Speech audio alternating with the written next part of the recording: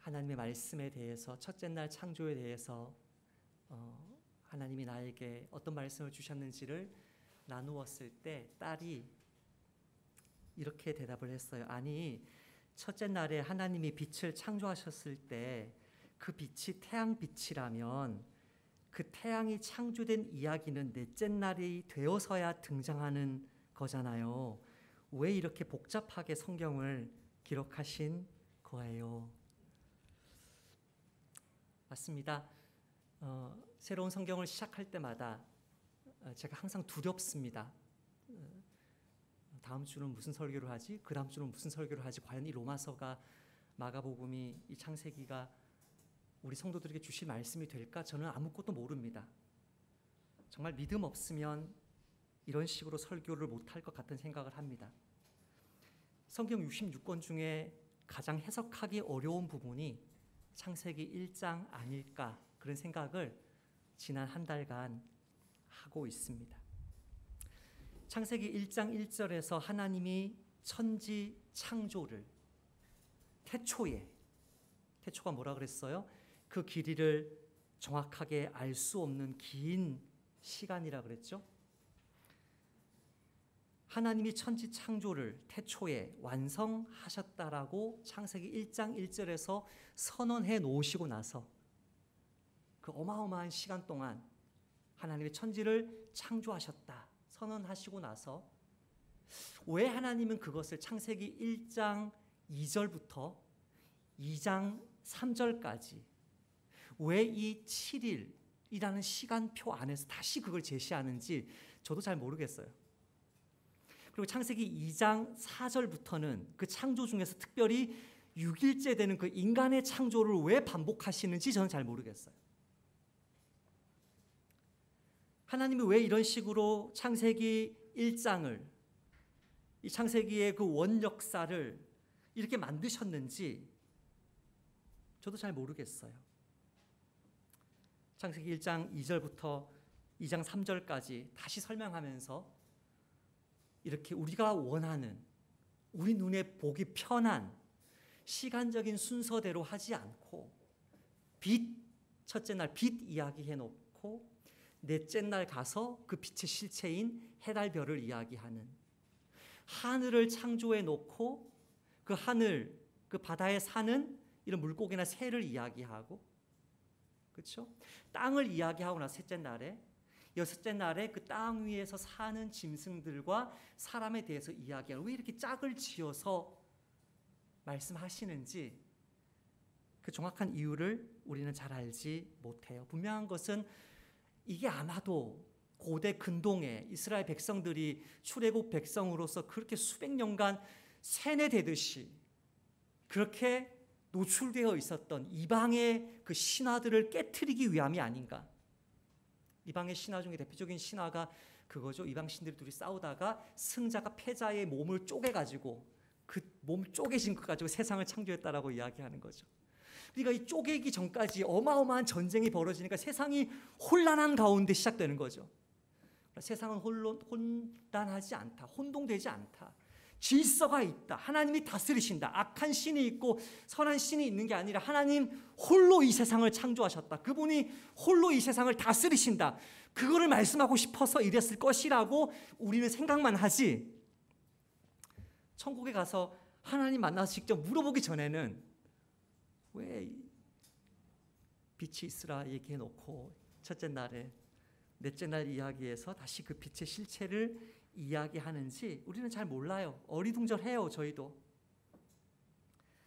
하나님이 창세기 1장을 왜 이런 식으로 기록하셨을까? 현대인이 보기에는 이게 좀 논리에 안 맞는 것 같고 혼동되는 것 같고, 그래서 신천지를 비롯한 이단들이 온갖 이상한 해석들을 집어넣으면서 이만희를 태초에 빛이 있으라 할 때 그 빛이 이만희다 라고 말하는 그런 거짓말들이 많아질 수 있는, 그래서 참 성경을 풀기 어려운 것은 사도 바울의 말만 성경을 풀기 어려운 게 아니라 창세기 1장 말씀도 어렵다는 것을 우리는 인정합니다. 분명한 것은 우리 시대에는 이게 이상해도 4,000년 전에 모세를 통해 하나님이 창세기 1장을 창세기 원역사를 기록하실 때에는 그것이 필요했다는 거죠. 하나님의 그 전능하심을. 태초에 하나님이 천지를 창조하시니라. 끝. 하나님의 창조자야. 이 세상 모두는 피조물이야. 그분이 태초에 그분의 시간에 이거를 다 만드셨어. 그리고 질서 있게 다시 시간적 순서 상관없이 질서 있게 다시 배치시키는 그 일들이 그 4,000년 전의 사람들에게는 너무나 충격적인 메시지였기 때문에 최대한 그들의 언어로 그들의 세계관 속에서 이 말씀을 이해하면서 이것이 오늘날 우리 교회의 그리스도인들에게 무엇을 의미하는지를 찾으려고 애쓰는 것, 그것이 제가 추구하는 바고 저와 여러분에게 허락해 주신 창세기 설교를 통해 허락해 주신 하나님의 선물이 아닐까 그렇게 생각해 봅니다. 지난 주일에 우리는 첫째 날 이야기를 읽었습니다. 무엇을 창조하셨습니까? 빛을 창조하셨습니다. 둘째 날 이야기는 뭐죠? 오늘 본문 읽었는데 뭐죠? 하늘을, 궁창을 창조했어요. 제가 참 좋아합니다. 이 궁창이라는 단어를 참 좋아합니다. 6절, 7절, 8절 세 번 나오는데 왜 좋아하냐면 제 이름에 푸를 창자가 이 안에 들어가 있어서 좋아합니다. 궁창, 푸른 하늘이라는 뜻입니다. 하늘 궁자를 썼으니까 하늘 궁자에 푸를 창자, 궁창, 푸른 하늘입니다. 잘 안 쓰는 말이죠, 궁창. 요즘에 잘 쓰는 말은 뭐죠? 창공. 그나마 창공이라는 말을 많이 써요. 푸를 창자 역시 푸를 창자에 비어 있을 공자를 씁니다. 푸른색이지만 비어 있는 공간, 하늘을 창공이라고 합니다. 이런 궁창, 창공을 하나님이 만드신 이야기를 합니다. 근데 이 궁창이나 창공은 한자어고 한국어이지만 히브리어로 이 궁창의 정체를 지금 알려고 하는 거예요. 히브리어로 이 궁창을 라키아라고 합니다. 여러분 그냥 따라서 해볼 라키아. 예. 자, 라키아가 궁창인데 저도 모르는 단어여서 성경을 읽다가 모르는 단어여서 사전을 찾아서 라키아의 뜻을 적었어요. 라키아라는 뜻이 궁창인데 이 궁창 라키아라는 말은 라카아라는 동사에서 나왔어요. 라카아가 뭐냐면 여러분이 골드스미스, 여러분이 금세공업자, 여러분이 어떤 은세공업자라고 생각해 보세요. 여러분이 예전에는 어떻게 순금을 어떻게 벽에다가 입혔나요? 그걸 얇게 쳐요. 망치로 쳐서 얇게 펴서, 그죠? 펴가지고 그걸 가지고 벽에다가 이렇게 붙이고 어떤 상에다가 입히고 했죠. 금속을 망치로 쳐서 펴다가 라카아예요. 라카아. 그러니까 궁창이라는 말, 라키아라는 말은 펼친 것, 쳐서 펼친 것이라는 뜻이에요. 자, 여기서 궁창에 대한 한 가지 이런 어떤 추측이 나옵니다. 궁창이 뭘까? 하늘이 뭘까? 아, 하늘은 고체로 된 쇠나 뭐 금속이나 금이나 은이나 고체로 된 어떤 그 돔구장, 야구 돔구장처럼 지붕이 있는 스테디움 같은 이런 고체로 된 이런 딱딱한 물체가 하늘일 것이다. 이렇게 생각하면 일리가 있기는 합니다. 왜? 어원이 거기서 나왔으니까. 그렇죠? 하나님이 하늘을 펼치셨다. 그 말이 성경에 여러 번 등장하죠. 어원이 그러니까 그럴듯합니다. 근데 지금 물이 어디 있어요? 물이. 궁창 위에 물이 있어요. 궁창 밑에는 무슨 물이 있어요? 바다가 있죠. 그렇죠? 근데 궁창 위에 물이 있어요. 그렇죠? 그러면 이 쇠로 된 혹은 금으로 된 금속으로 된 딱딱한 물체로 된 궁창이라면 비가 어떻게 내리죠? 돔이 열리면 물이 쏟아지겠죠.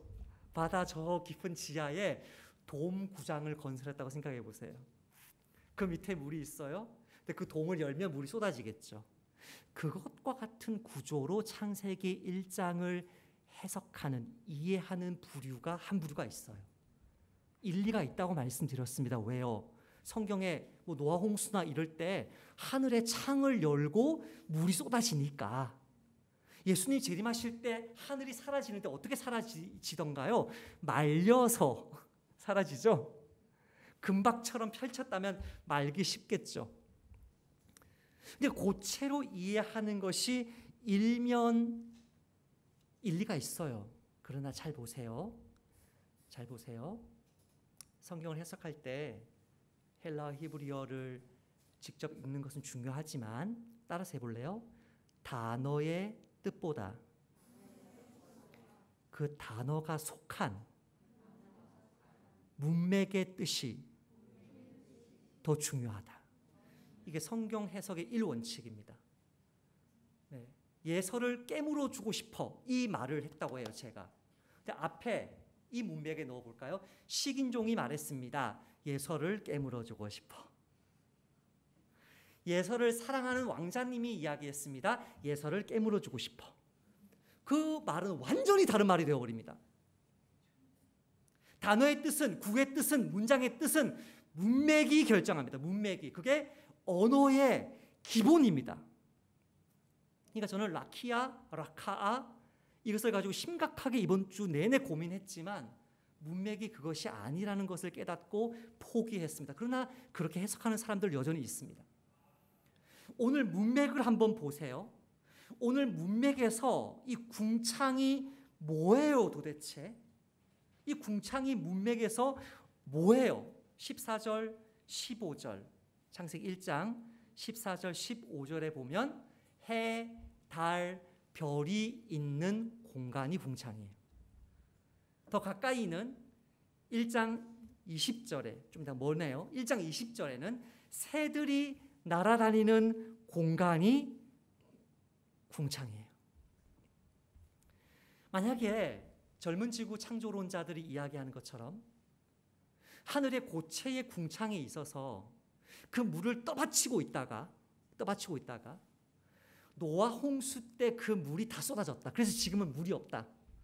하나님이 창조하셨을 때는 바다만 있었던 게 아니라 지구 대기권 밖에 물띠가 이렇게 층이 있었는데 그래서 사람들이 뭐 자외선 적외선 다 안 좋은 거 차단해 줘가지고 수명이 그렇게 900년 많이 살았던 건데 그 물이 다 쏟아져 버려가지고 이제는 물이 없다. 궁창이 지금은 안 보이는 것이다라고 해석을 해버리면 이해되지 않는 구절이 나옵니다. 시편 148편. 시편 148편 4절 말씀 제가 한번 읽어볼까요? 1절부터 4절까지 다 읽어볼게요. 할렐루야 하늘에서 여호와를 찬양하며 높은 데서 그를 찬양할지어다. 하늘 곧 높은 곳 하나님 거하시는 곳. 오늘 설교 주제와 맞닿아 있어서 읽었어요. 그의 모든 천사여 찬양하며 모든 군대여 그를 찬양할지어다. 해와 달아, 해와 달 어디에 있어요? 하늘에 궁창에 있는 존재들이죠. 해와 달아 그를 찬양하며 밝은 별들아 다 그를 찬양할지어다. 오늘 창세기 1장 6, 7, 8절과 관련되는 구절이에요. 4절에 하늘의 하늘도 그를 찬양하며 하늘 위에 있는 물들도 그를 찬양할지어다. 아니 노아 홍수 때 다 쏟아졌다며요. 근데 여전히 하늘에가 뭐 있어요? 하늘에 물이 있어요. 그러므로 이것은 딱딱한 고체로서의 돔과 같은 돔구장, 야구 치는 돔구장 같은 그런 하늘을 말하는 게 아니에요. 이것은 새가 날아다니고 하늘에 별이 뜨고 달이 뜨고 낮에는 해가 뜨는 우리가 보는 하늘, 그 공간을 말하는 거예요. 그 공간을 하나님이 창조하셨어요. 그럼 이런 질문이 나오죠. 그렇다면 궁창 위에 있는 물은 도대체 뭐예요? 성경 구절이 많이 있습니다. 저는 한 6개를 적어봤는데 2-3개만 제가 노트에서 한번 읽어보겠습니다. 이스라엘 백성아, 신명기 말씀입니다. 이스라엘 백성아, 너희의 하나님과 같은 신은 달리 없다. 하나님이 너희를 도우시려고 하늘에서, 그분이 계시는 하늘에서 구름을 타시고 위엄 있게 오신다. 성경에서 반복해서 하늘이 있고 물이 있고 물 위에 하나님이 좌정하셨다고 해요. 그 물 위에 하나님이 좌정하셨다고 할 때 교호적으로 어떻게 쓰냐면 구름 위에 좌정하셨다. 구름 타고 오신다. 시편 말씀 읽어볼까요? 내 영혼아 여호와를 송축하라. 여호와 나의 하나님이여 주는 심히 위대하시며 존귀와 권위로 옷 입으셨나이다. 주께서 옷을 입음같이 빛을 입으시며 하늘을 휘장같이 치시며 물 하늘 위에 있는 궁창 위에 있는 물에 자기 누각의 들보를 얹으시며 구름으로 자기 수레를 삼으시고 바람 날개로 나르시며. 물과 구름이 다시 또 짝을 이룹니다. 시편 147편에 감사함으로 여호와께 노래하며 수금으로 하나님께 찬양할지어다. 그가 구름으로 하늘을 덮으시며, 그 구름이 뭐 하는 구름인지 나옵니다. 그가 구름으로 하늘을 덮으시며 땅을 위하여 비를 준비하시며 산에 풀이 자라게 하시며 들짐승과 우는 들짐승과 우는 까마귀 새끼에게 먹을 것을 주시는도다. 사마귀로 바꿔도 말 맞아요. 하나님이 그 동물 새끼, 짐승 새끼 먹을 것을 준대. 어떻게? 비를 내려서 궁창 위에 두신 그 물을 내려서 땅을 적셔서 먹을 것이 자라게 하셔서 동식물들을 먹이시는 하나님의 공급하심을 이야기하면서 다시 한번 구름, 비, 짝을 지어요. 이사야 말씀에는 역시 이 창세기의 비유를 씁니다. 하늘이여 위로부터 공의를 뿌리며 구름이여 의를 부을지어다. 땅이여 열려서 구원을 싹트게 하고 공의도 함께 움트게 할지어다. 나 여호와가 이 일을 창조하였느니라. 창세기 1장 6, 7, 8절의 내용을 가지고 이 땅에 하나님이 구름을 통해 비를 내려주시듯이 공의를, 의를 이 땅에 내려서 구원이 싹트게 사람다운 삶을 살 수 있게 하시는 그 하나님의 은혜를 이야기합니다. 이것은 다시 말하면 궁창 위의 물을 어떤 돔 같은 데다가 그 위에 얹어 놓은 물의 띠로 이해하지 않고 하늘 위에 있는 저 구름을 궁창 위의 물로 이해하는 것은 문맥적으로도 맞습니다. 태초에 하나님이 천지를 창조하셨을 때 형태가 없고 비어있고 어둠이 흑암 위에 있는 그 원시바다에 첫째 날 하나님이 뭐라고 말씀하셨어요? 빛이 있으라. 그 빛이 비추니까 밝아집니다. 따뜻해집니다. 뭐가 일어납니까? 수증기가 일어나면서 구름이 솟습니다. 그 문맥적으로도 맞습니다.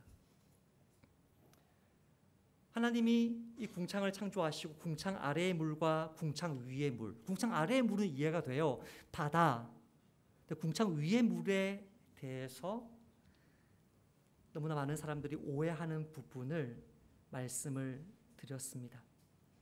그렇다면 질문하겠습니다. 여기서 배경은 다 끝났습니다. 핵심으로 들어갑니다. 하나님이 궁창을 창조하셨는데 저렇게 하늘 아름답고 구름이 아름다운데 저렇게 아름다운데 왜 둘째 날에는 오늘 본문에는 하나님이 보시기에 좋았더라라는 말씀이 없는 것인가? 이게 오늘 설교 말씀의 핵심 메시지입니다. 왜 둘째 날에는 하나님이 좋았더라는 말씀이 없는 것인가? 첫째 날입니다. 4절에 빛이 하나님이 보시기에 좋았더라. 있습니다. 첫째 날. 셋째 날에도 있습니다. 땅의 식물이 하나님 보시기에 좋았더라. 넷째 날에 또 나옵니다. 두 광명체가 별들이 하나님 보시기에 좋았더라. 다섯째 날도 나옵니다. 바다 생물이 새들이 하나님 보시기에 좋았더라. 여섯째 날도 나옵니다. 땅의 짐승들이 하나님 보시기에 좋았더라. 그 만든 것을 보시니 심히 좋았더라. 심지어 여섯째 날에는 하나님 보시기에 좋았다는 말이 두 번씩이나 나오는데 왜 둘째 날에는 하나님이 보시기에 좋았더라는 말씀이 나오지 않을까요? 어떤 사람들은 이렇게 해석했습니다.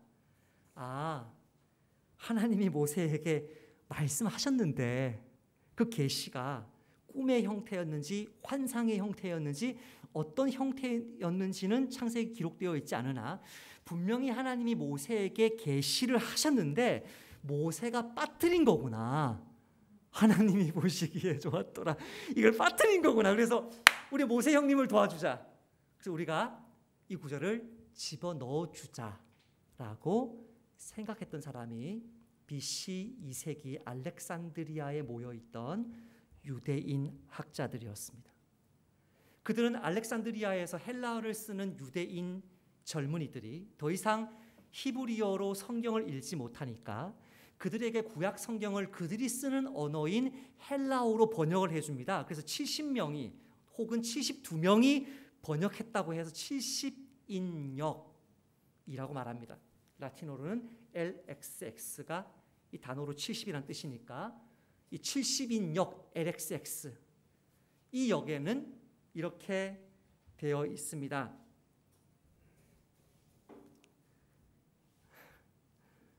하나님이 말씀하셨다.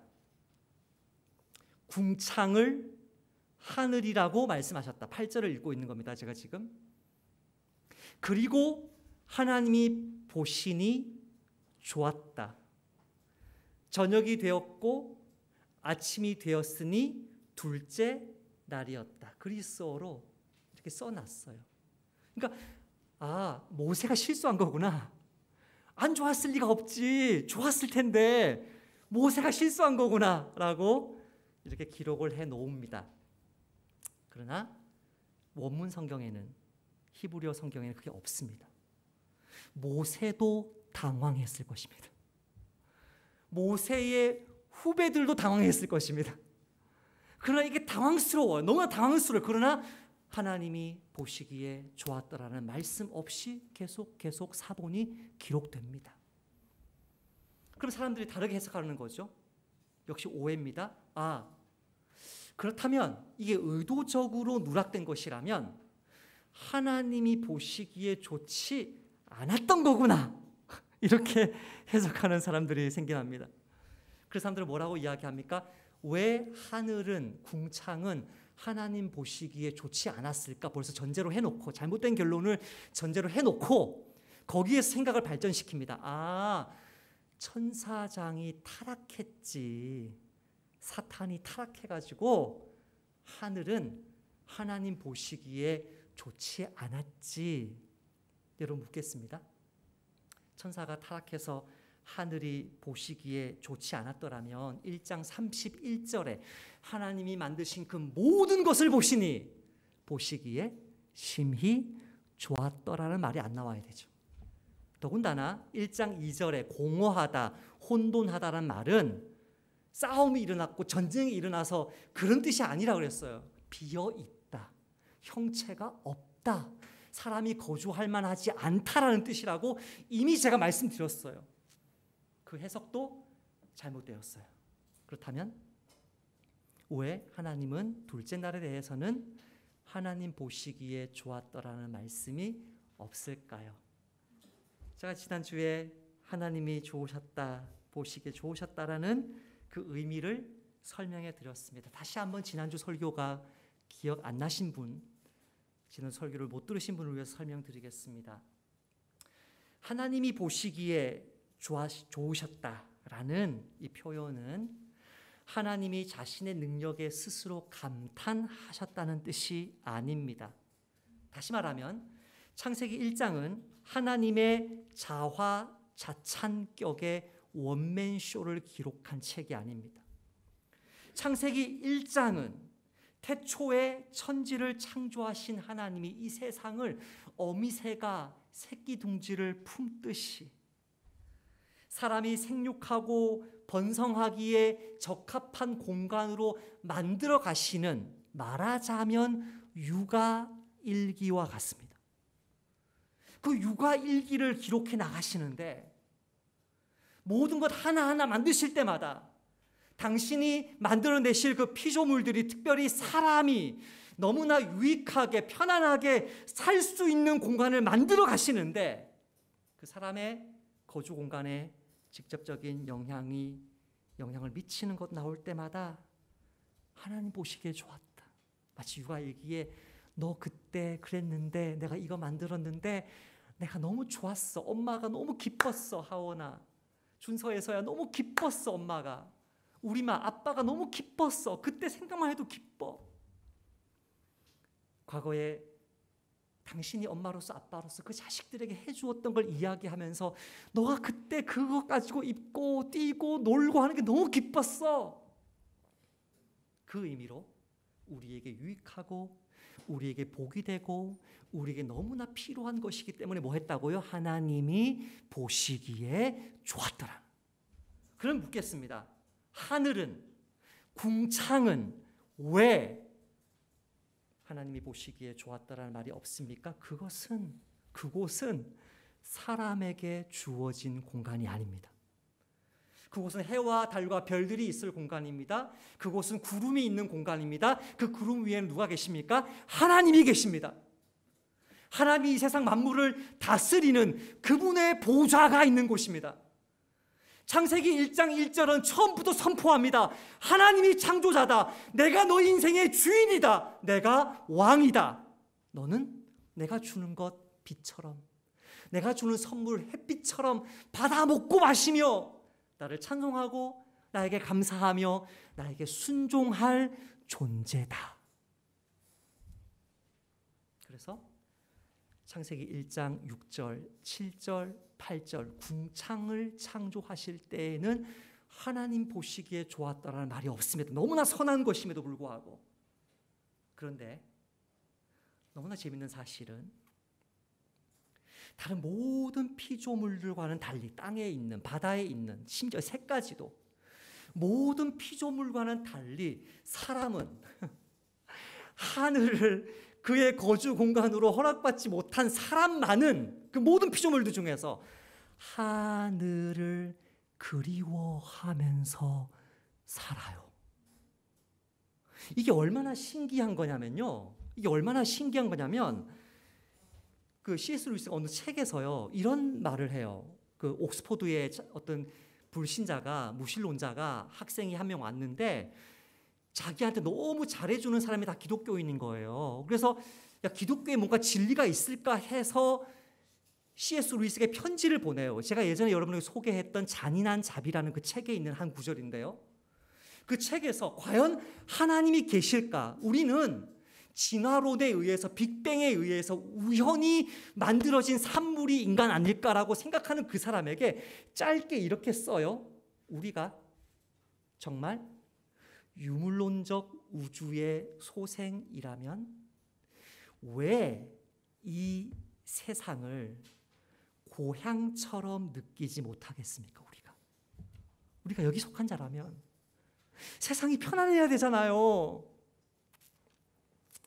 물고기 비유를 듭니다. 물고기와 사람이 어떻게 다른지. 물고기가 물에 젖는다고 바다를 불평합니까?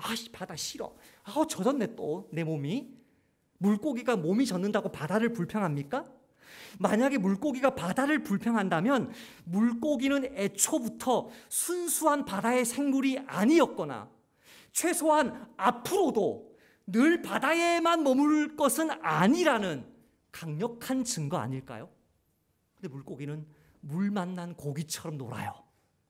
물고기는 물이 너무 좋단 말이에요. 사람은 아니란 말이에요. 사람은 아무리 잘 살아도, 아무리 돈이 많아도 아니라는 거예요. 정말 불평한다면 걔는 원래 그 속에 속한 존재가 아니라는 거예요. 인간이 끊임없이 시간에 놀란다는 것을 상기해 보십시오. 세월 참 빠르네. 벌써 아무개가 커서 결혼을 하다니 시간을 의식해요. 뭔가 영혼에 대한 존재가, 인식이 사람의 영혼에 있단 말이에요. 우리 안에 일시적이지 않은 뭔가가 있지 않다면 도대체 왜 이러겠습니까, 사람이? 참 신기하죠? 6째 날 동안 6일 동안 창조하신 그 모든 피조물 중에 사람만 자기에게 허락되지 않은 하늘을 그리워하고 그 하나님의 영원하심을 묵상한단 말이에요. 전도서 기자는 이렇게 이야기해요. 여러분, 긴데 제가 다 읽어도 돼요? 길게 이걸 이렇게 설명해요. 사람의 그 인생에 여러 가지 많은 순간순간들을 겪는데 이 순간순간들을 결코 만족할 수 없는 존재라는 것을 설명하는 거여서 제가 다 읽으려고 해요. 범사에, 인간의 모든 일에, 범사에 기한이 있고 천하만사에 다 때가 있다. 인생 80년 인생 속에 무수히 많은 경험들을 하는데 그게 다 일시적인 때다. 날 때가 있고 죽을 때가 있으며 심을 때가 있고 심은 것을 뽑을 때가 있고 죽일 때가 있고 치료할 때가 있고 헐 때가 있고 세울 때가 있고 울 때가 있고 웃을 때가 있고 슬퍼할 때가 있고 춤출 때가 있으며 밭을 갈 때를 말하는 것 같은데 돌을 던져버릴 때가 있고 집 지을 때를 말하는 것 같은데 돌을 거두어 드릴 때가 있으며 안을 때가 있고 안는 일을 멀리 할 때가 있으며 찾을 때가 있고 잃을 때가 있고 지킬 때가 있고 버릴 때가 있으며 찢을 때가 있고 꿰맬 때가 있으며 잠잠할 때가 있고 소리쳐 말할 때가 있으며 사랑할 때가 있고 미워할 때가 있고 전쟁할 때가 있고 평화할 때가 있느니라. 이게 인생이라는 거예요. 인생 80년에 무수히 많은 다양한 모습들이 있다는 거예요. 일하는 자가, 근데 재밌는 거는 일하는 자가, 너무나 슬픈 것은 일하는 자가 그의 수고로 말미암아 무슨 이익이 있으랴. 80년 고생해서 사랑하고 자식 낳고 애 키우고 80년을 살았는데 뭘 느끼냐면 사람은 허무함을 느낀다는 거예요. 이게 과연 나야? 이게 과연 인생이 이게 전부야? 만족이 안 된다는 거예요. 무슨 이익이 있으랴. 근데 이게 하나님의 전략인 거 아세요? 하나님이 이렇게 만드신 건지 아세요? 하나님이 인생들에게 노고, 그 인생의 수고, 노고를 주사 애쓰게 하신 것을 내가 보았노라. 하나님이 이렇게 하셨다는 거. 왜? 여기는 너희 고향이 아니야. 여기는 너희 집이 아니야. 여기서 내가 너희들에게 줄 모든 선물이 다 있는 게 아니야. 하나님이 인생들에게 노고를 주사 애쓰게 하신 것을 내가 보았노라.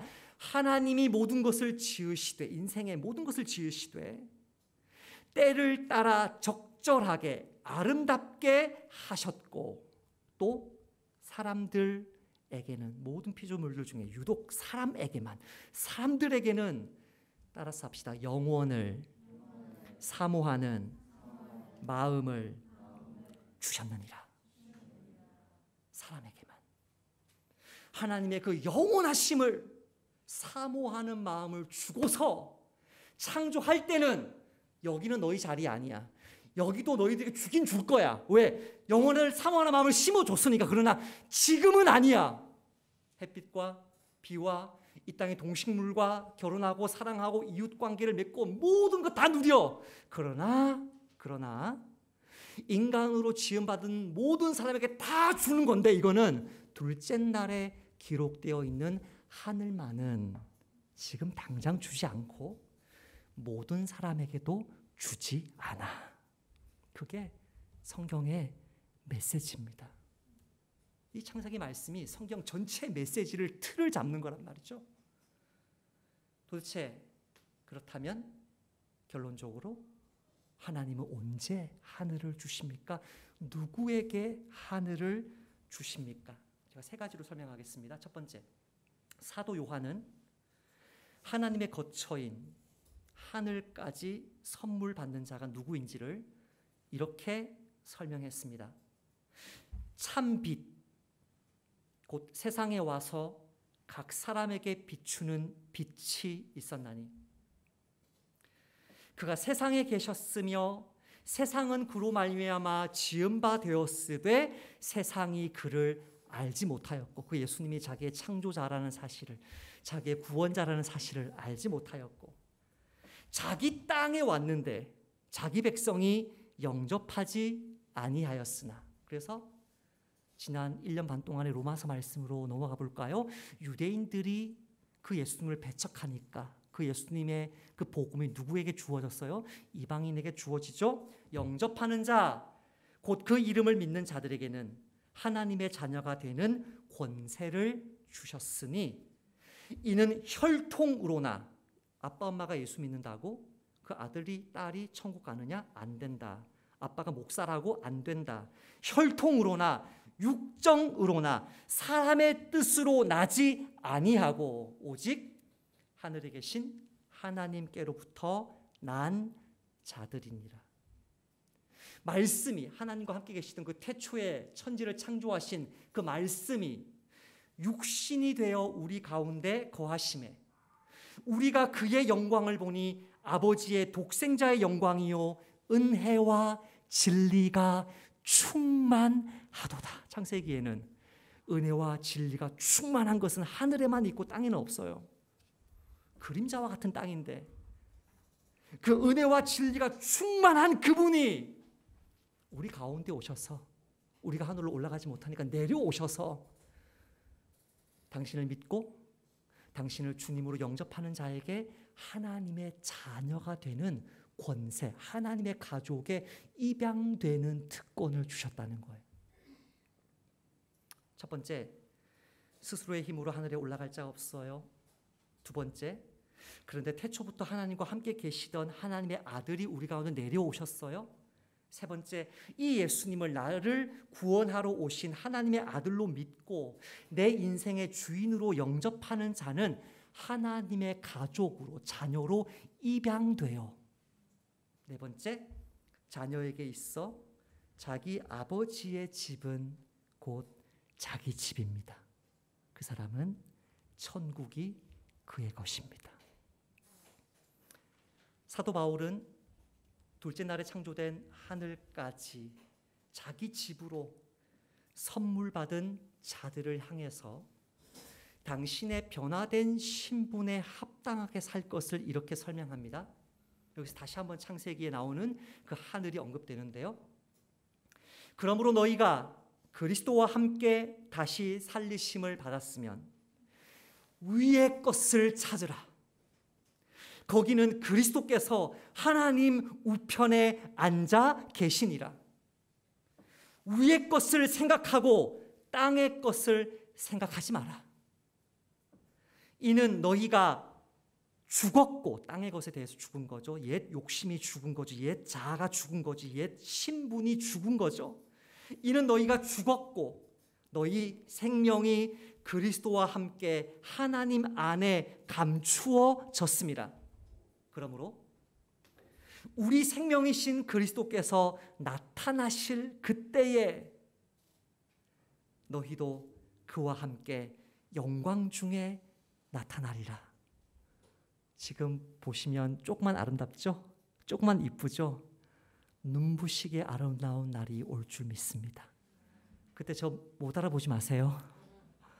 눈부시게 아름다운 우리의 진짜 모습이 그리스도가 오시는 그날, 그분과 함께 영광 주행 중에 너희의 진짜 모습이 드러나게 될 것이다. 그러므로 땅에 있는 지체를 죽이라. 곧 음란과 부정과 사욕과 악한 정욕과 탐심이니 탐심은 우상 숭배니라. 이것들로 말미암아 하나님의 진노가 임하느니라.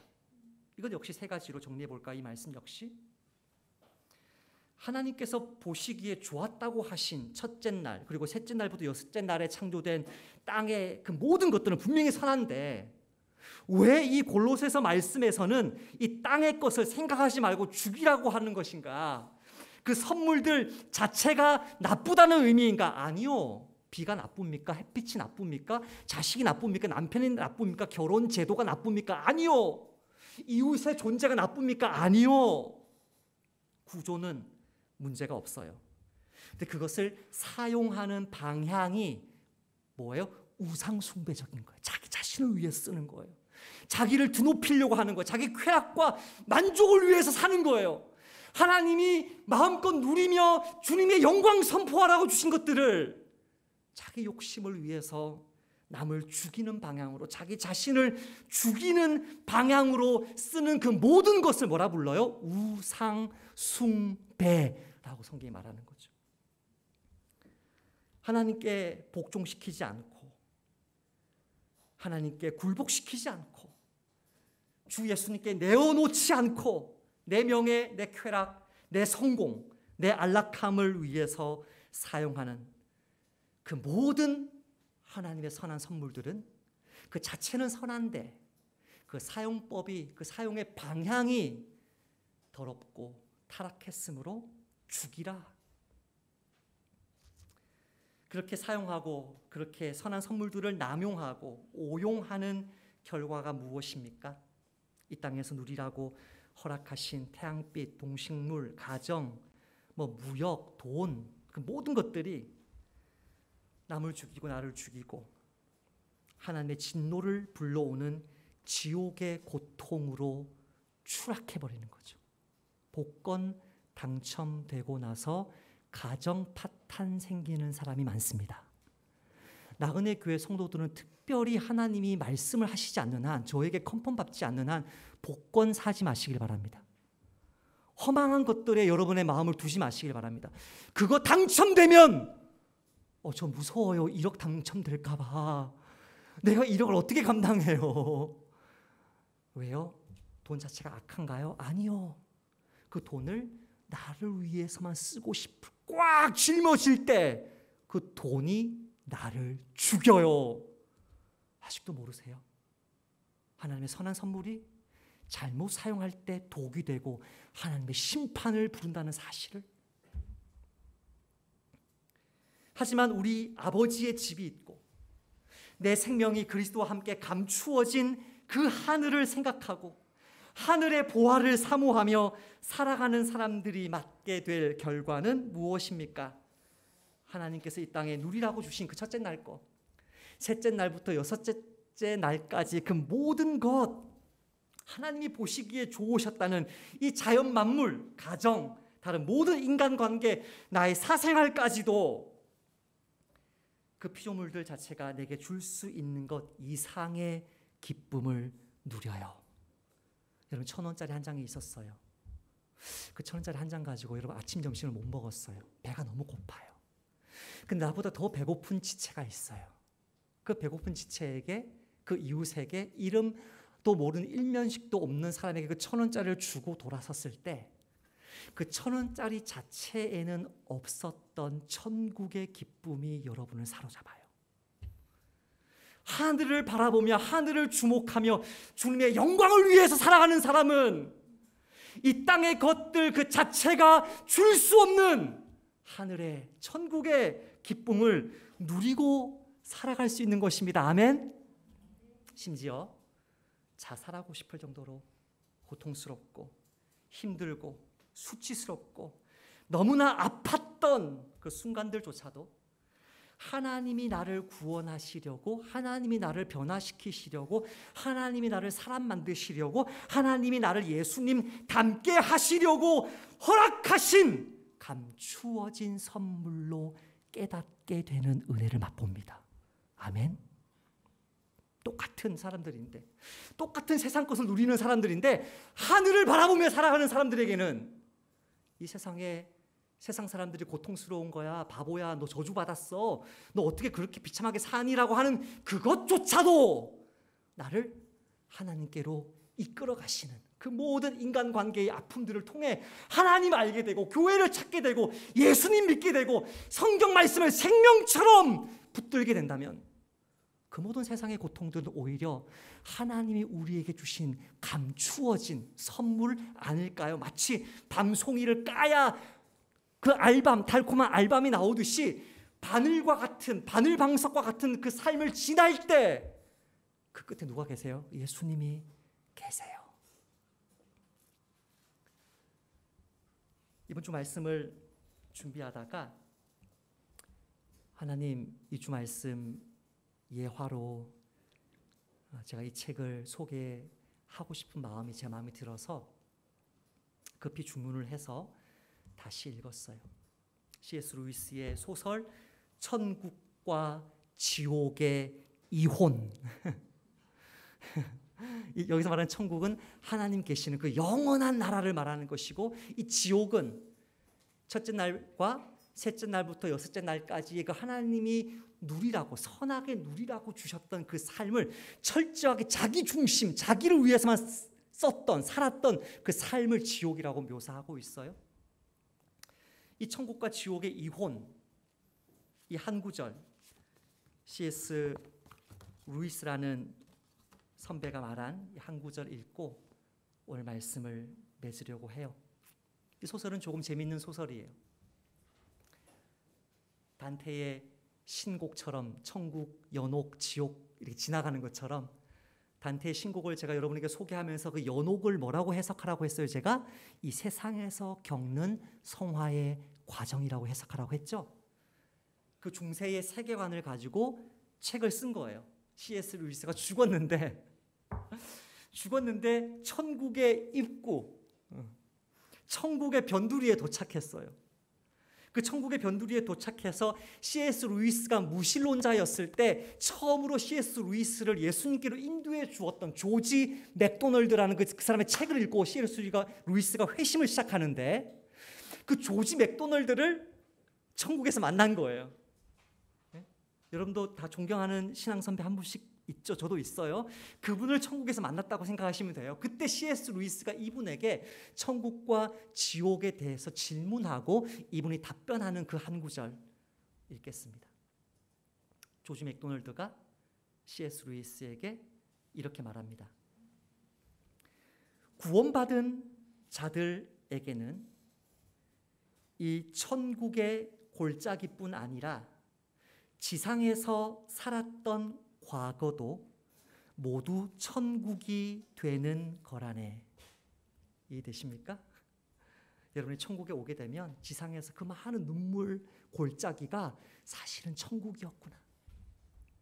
근데 반대로 저주받은 자들에게는, 지옥에 떨어지는, 예수님을 끝까지 믿지 않고 겉으로는 믿은 척 했을지라도 땅의 것만 추구했던 가짜 목사, 가짜 그리스도인들은, 저주받은 자들에게는 지상에서 살았던 삶 전부가 지옥이 되는 거고, 인간들이 오해하고 있는 부분이 바로 이것이야.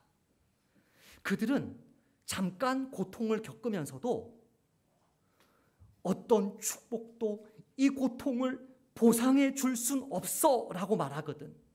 그런데 천국을 일단 얻고 나면 그것은 과거의 괴로움에 소급적으로 작용해서 그 괴로움을 영광으로 변화시킨다는 사실을 모르는 게지. 또 인간들은 죄스러운 쾌락을 누릴 때 이번만 즐기고 그 대가는 나중에 치르자라고 말하지만, 나중에 받은 저주가 과거로 거슬러 올라가서 한때 정말 즐거웠던 그 죄의 쾌락을 얼룩지게 만든다는 사실 또한 꿈에도 모른다네. 이 두 과정은 우리가 죽기 훨씬 전부터 시작되지. 선한 사람의 과거는 용서받은 자와 기억 속의 슬픔마저 천국의 특질을 띠도록 변화시키는 반면, 악한 사람의 과거는 이미 자기 악의 틀에 맞추어져서 결국은 음울함으로 가득 차 버리는 걸세. 바로 이것이 축복받은 자들은 우린 천국 아닌 곳에서 살았던 적이 없었어 라고 말하게 되는 이유이며, 버림받은 자들은, 지옥에 떨어지는 자들은 우린 항상 지옥에 있었어, 그 세상도 80년 인생도 지옥이었어 라고 말하게 되는 이유라네. 양쪽 모두 진실을 말한 거네. 조지 맥도날드가 소설에서 나타나서 C.S. 루이스가 이렇게 말하자. C.S. 루이스가 질문합니다. 사실 저주받은 그 모든 사람들이 그런 말을 한다는 것은 어려운 일 아닐까요? 자기 삶을 정확하게 영적으로 해석하다니요. 저주받은 사람들이 그렇게 해석할 수 있을까요? 조지 맥도날드가 대답합니다. 내 말은 그들이 무슨 말을 하든 그 말 속에 담긴 진짜 의미가 그럴 거라는 뜻일세. 사람들마다 겉으로 하는 말은 물론 다 다르겠지. 어떤 사람은 아마 공무원 같아요. 어떤 사람은 옳건 그르건 항상 조국에 봉사했다고 말할 걸세. 영화 감독들은 예수를 위해 모든 걸 희생했다고 하는 사람도 있겠고, 자기는 그 어느 것에도 속은 적이 없다고, 어떤 종교에도 속지 않았다고 하는 사람도, 감사하게도 자기는 항상 제1인자만 받들었다고 하는 사람도 있을 거야. 청와대에 사는 사람들. 그리고 거의 대부분이 적어도 나는 내 삶에는 충실했어, 내가 열심히 땀을 돈 벌여서 내 자식 먹여 살리고 나 열심히 살았단 말이야, 다양한 모습으로 말을 하겠지만 사실은 그 모든 사람들은 자기의 인생이 얼마나 비참했는지를 깨닫게 될 걸세. 그러면 조지 맥도날드요, 그러면 구원받은 사람들은 어떻게 되나요? 구원받은 사람들, 그들한테는 신기루, 사막을 지날 때 갑자기 오아시스가 보이는 그 신기루, 그들은 신기루와 정반대 되는 일이 일어난다고 하는 말이 가장 정확할 걸세. 처음 입구에 들어섰을 때는 참담한 시련의 골짜기로만 보였는데 나중에 뒤를 돌아보니 우물인 것처럼, 당장 걸을 때는 소금 사막밖에 보이지 않았는데, 내 80년 인생이 소금 사막을 걷는 것 같았는데, 구원받고 나서 뒤돌아보니 그 기억 속에는 못들마다 물이 한가득씩 출렁거리던 곳이라는 참된 기록이 남겨지는 시기지. 모든 것을 하나님의 관점으로 다시 해석하면서 지난 80년의 모든 고난이 축복이었구나 깨닫게 될 거라는 거죠. 천국에 도착한 사람들은. C.S. 루이스가 마지막으로 이렇게 묻습니다. 그렇다면 해석을 그렇게 하는 것이라면 천국과 지옥은 단지 심리 상태에 불과하다고 주장하는 사람들의 말이 맞는 건가요? 쉿! 그가 엄하게 말했다. 신성 모독은 하지 말게. 지옥은 심리 상태가 맞네. 불신자들은 이 땅에서부터 지옥을 경험하니까. 지옥은 심리 상태가 맞네. 자네 입에서 나온 말 중에 그보다 더 참된 말은 없을 게야. 어떤 심리 상태도 그대로 방치해두면, 하나님 없이 그대로 방치해두면, 즉 피조물이 자기 마음의 감옥 속에 자신을 가두어 고립을 자초하다 보면 결국 지옥이 되는 거야. 내가 사는 게 지옥이구나, 이게. 그걸 느끼게 되는 거야. 하지만 천국은 심리 상태가 아닐세. 여러분, 천국이 조금 보이십니까? 예배의 기쁨, 순종의 기쁨이 느껴지십니까? 천국에 함께 들어갈 백성들이 우리 눈에 보이십니까? 천국은 단순한 심리 상태가 아닐세. 천국은 실제 그 자체야. 철저히 실제적인 것이야말로 천상의 것일세. 흔들릴 것은 다 흔들려 사라지고, 첫날에 하나님의 첫 창조는 다 사라지고 오로지 흔들리지 않는 것만, 새하늘 새 땅만 남는 거니까. 히브리 설교자는 이렇게 말씀합니다. 그러므로 우리가 흔들리지 않는 나라를 받았은즉 은혜를 받자. 이로 말미암아 경건함과 두려움으로 하나님을 기쁘시게 섬길지니 우리 하나님은 소멸하는 불이심이라. 마지막 주실 선물이 뭐라고요? 천국이라고요. 마지막 주실 선물이 뭐라고요? 하늘이라고요.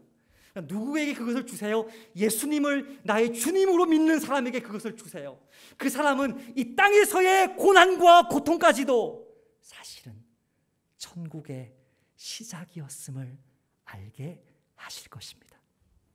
이 한 주도 그 하늘에 이미 믿음으로 속한 자답게 어떤 고난과 아픔 속에서도 낙심하지 말고 이 땅에 있는 그 모든 고난의 삶 속에 천국을 더 사모하기를 힘쓰시고, 우리 어린 자녀들, 나가는 교회 모든 예배드리는 청년들, 아직도 예수님을 믿지 못하는 분들, 우리 주님 앞에 엎드려서 무릎 꿇고 하나님, 나 스스로 지옥을 만들어 살아왔습니다. 이제 내 인생의 주인 되셔서 내 인생이 소금 바다가 아니라 소금 사막이 아니라 못들마다 물이 한가득한 출렁거리던 그 생명수 가득한 곳임을 알게 해달라고 겸손히 기도하시는 저와 여러분 되시기를 주님의 이름으로 축복합니다. 하나님 감사합니다. 천국은 모든 사람들에게 허락되지 않았기 때문에 창세기 1장 6절, 7절, 8절 그 어디에도 하나님 보시기에 좋았더라 라는 말씀이 없는 것을 오늘 말씀을 통해 들었습니다. 주 하나님, 그럼에도 우리 속에 바닷속을 살아가는 물고기와는 다르게 우리 속에 이 세상에는 만족할 수 없는 영혼의 갈망을 주셨사오니 삶의 고난이 커질 때마다, 삶의 실패가 찾아올 때마다 이 갈망이 다시 한번 깨어날 때 그 마음의 음성에 귀를 기울여 오늘 말씀을 붙잡고 예수님께 나아오고 하늘의 것을 더 사모하는 이 자리에 있는 모든 형제들 자매들 되도록 은혜 베풀어 주옵소서. 예수님의 이름으로 기도합니다.